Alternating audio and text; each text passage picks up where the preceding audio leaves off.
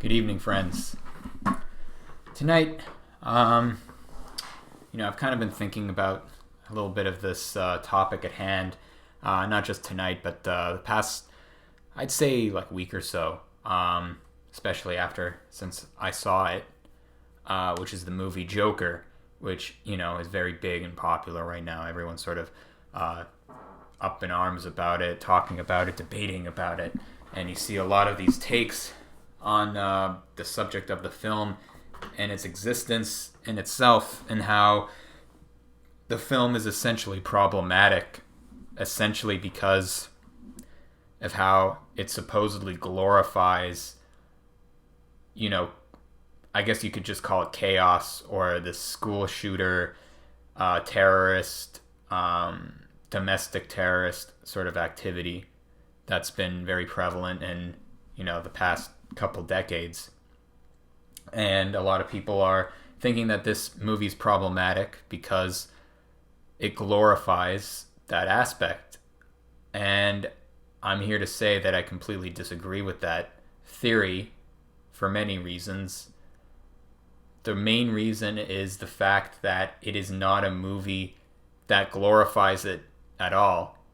It's a very dark and twisted movie, in the sense that when you leave, you feel uncomfortable, you feel uneasy. You don't feel like, at least I'm talking from a personal experience, I didn't leave the theater feeling like I wanted to become the Joker, or I wanted to do something that was in line with his, I guess you would call it, his philosophy on life, or I wanted to live his lifestyle in any way whatsoever, or I wanted to kill people, or I wanted to blow things up, or I wanted to cause havoc, or, assassinate Donald Trump or anything like that. In fact, it did the complete opposite. And it made me sort of question my own sort of mental state, and sort of appreciate the fact that I'm not at that level of, mental illness, mental depravity, to the point where I'll go out and kill people that way. And it got me thinking about, movies that are actually problematic, movies that actually encourage violence and fucked up mindsets to sort of manifest into more toxic behaviors. And The Joker is just not one of them. It's a disturbing movie in the sense that it does its job as an art piece, which is to make you feel uncomfortable, to make you feel that there is a problem in society that is deeper than just, gun regulation, or, it's everything, right? There's a lot of aspects, and it's like, yeah, sure, you can tie this into gun regulation. Would this have helped the Joker to stop him from his mayhem if there was stricter gun regulation, if he didn't actually have the gun in the movie? If you didn't see the movie, there's a part where he gets access to a gun, and it sort of leads him down a path in certain aspects, but it's not the gun itself that does it. It's everything in his life, which is the main root of the problem of his specific character. And you can tie that into people who are school shooters, who are incels, just all of those people that fit into that category of people that we like to quickly judge and hate on and sort of spit on as a society, right? That the people are inferior to us. They're different from us. We cast them off as a they. They're like against us. They're the enemy of society. And the Joker movie puts us into that perspective. And it puts us into that mindset, in a sense that, these people, they are different from us, obviously. Don't get me wrong, but we can identify with them. We can sympathize with them. And I think that movie is very helpful in establishing that, and establishing that sense of sympathy and compassion towards these kinds of people. And I think that's a beautiful thing that this movie does, which I don't think people are talking about enough. They're focusing a lot on the negative aspects, focusing on the very ignorant mindset of what it was. And I kind of fell into that trap. I kind of thought about it that way, when I first walked out, and I guess it's like, oh yeah, I guess this could like make people, have a bad mindset or whatever. And so far there hasn't been any attack or just negative event that has happened in spite of this movie. There might be. I'm not entirely sure. There's always, people can get inspired by like anything. Someone was inspired by Catcher in the Rye to kill John Lennon. Why? Who the fuck knows, right? So I think that aspect's kind of irrelevant. And there was a lot of fear, obviously, that spawned from the release of this movie with all the security guards at movie theaters stopping people.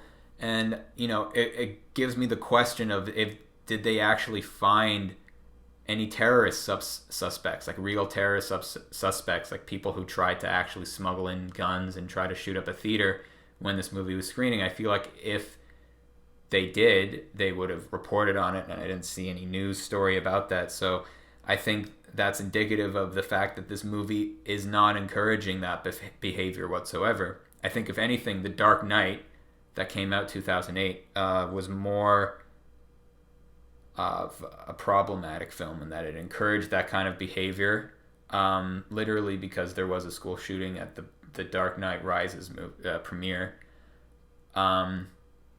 because it portrayed the Joker as an anti-hero, or like just a hero in general, just someone who's kind of badass and you can kind of root for in a little like fucked up kind of way, but you kind of like, oh yeah, this guy's sick.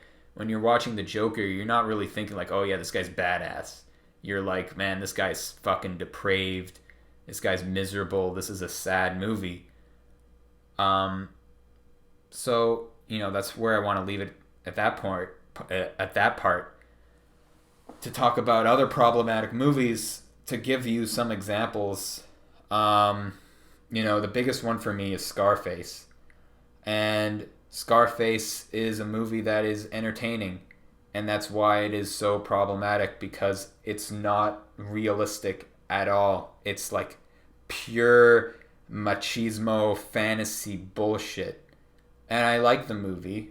Don't get me wrong, it's fun to watch. It has a lot of great sense of aesthetics, but being a man and watching that, it's gonna spark that toxic testosterone fucked up part of masculinity, because it makes you think that that's like it like pumps you up, right? You don't get pumped up watching the Joker. You get like ooh, like, like when you're watching Scarface, you're like, yeah, like fucking Tony Montana, bro, like, yo, man, like, fuck, bro, like, yo, I'm just gonna be me, man. I'm gonna take over the world, man. I'm gonna like get so many bitches, man. Like, I'm gonna create an empire, man, and no one's gonna fuck with me. I'm just gonna punch people. It really creates that kind of mentality. There's a book you can read about the Camorra in Italy, in Naples specifically, Campania, and they talk about that movie.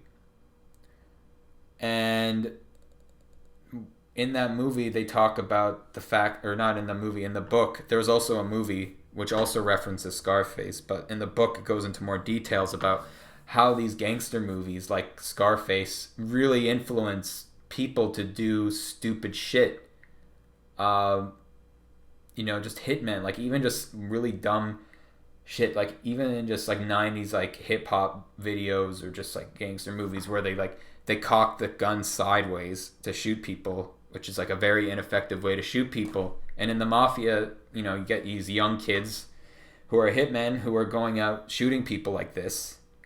And it's problematic because when they shoot people, you can't aim properly. Your aim's all fucked up, and you end up having to shoot the guy like 7 times before they die, and they're like fucking suffering basically, because they got all these blood, fucking gunshot wounds all over the body.